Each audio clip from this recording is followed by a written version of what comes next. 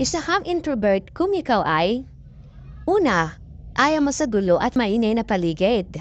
Pangalawa, hindi ka madalas lumalabas ng bahay.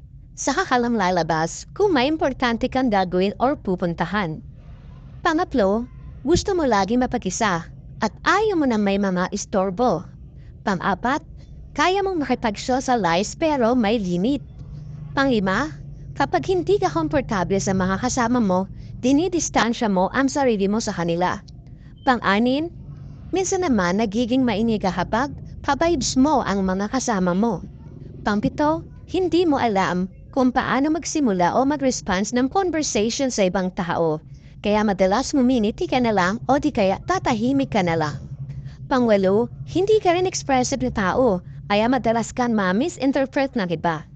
Pangsyam, straightforward kang tao. Pero madalas iniiwasan mong magbitiw ng masakit na mga salita kapag alam mong sensitive ang taong pagsasabihan mo. Pangsampu, mas gusto mo pang tumambay lang sa loob ng bahay kaysa sa labas at makipag-isnisan sa mga kapitbahay mo.